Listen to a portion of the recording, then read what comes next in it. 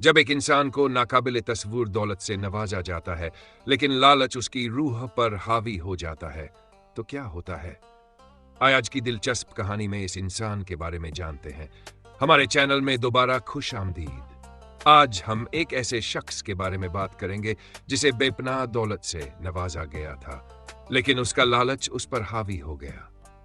तारीख और रूहानी अहमियत से मालामाल एक सरजमीन में एक शख्स रहता था जिसका नाम कारून था, जिसे बहुत से लोग कोरह के नाम से जानते हैं।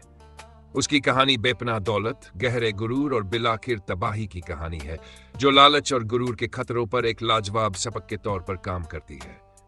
कारून का जन्म बनी इसराइल के कबीले में हुआ, जब मूसा अलैहिस्सलाम की नबुव्वत का जमाना था। कारून का सफर मामूली इब्तिदा से लेकर हैरत अंगेज दौलत तक, और फिर उसके बाद की तबाही नस्लों के लिए गौर व फिक्र का एक जरिया रहा है। बहुत पहले, जब कारून कोरह का नाम दौलत और गुरूर का मुरादिफ नहीं था, वह एक मामूली पसे मंजर का शख्स था। कारून बनी इसराइल के कबीले में पैदा हुआ, एक ऐसी बिरादरी जो मुसीबतों और मुश्किलात का सामना करती रही थी।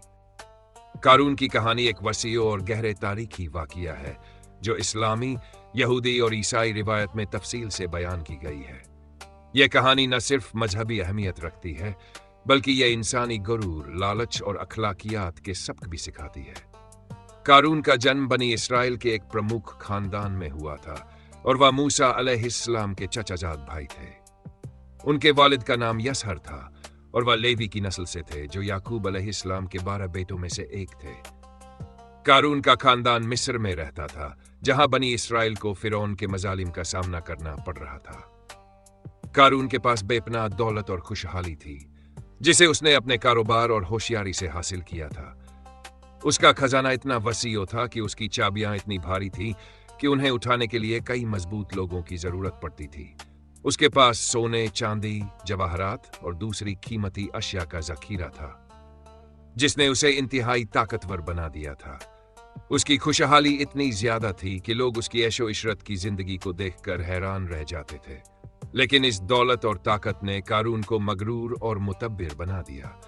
वह अपनी दौलत को अल्लाह की नेमत समझने के बजाय अपनी काबिलियत और जहानत का नतीजा मानने लगा। कारून ने अपनी बेहिसाब ताकत का इस्तेमाल लोगों पर जुल्म करने और उन्हें दबाने के लिए किया। वह गरीबों और जरूरतमंदों की मदद करने के बजाय उनका इस्तेहसाल करने लगा।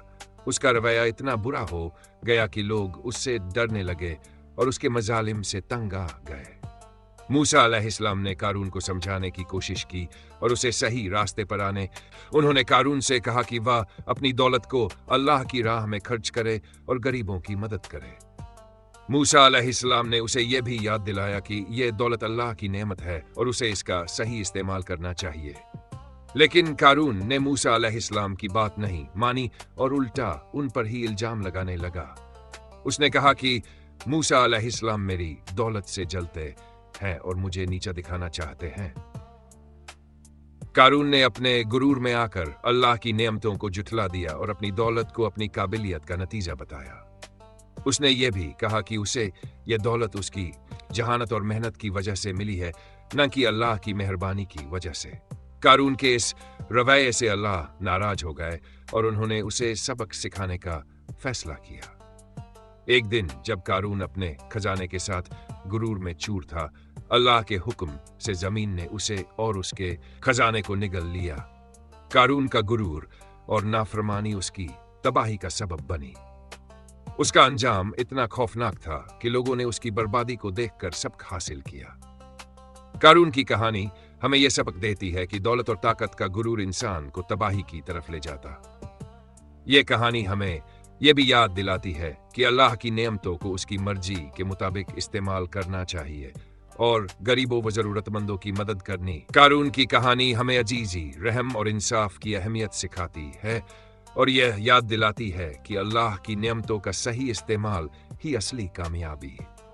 इस कहानी से हमें यह भी पता चलता है कि गुरूर और जुल्म का अंजाम हमेशा बुरा होता है और असली खुशहाली वही है जो अल्लाह की राह में खर्च की जाए। कारून की कहानी एक ताकतवर पैगाम देती है कि दौलत और ताकत का सही इस्तेमाल करना चाहिए, न कि उसका गलत फायदा उठाना चाहिए।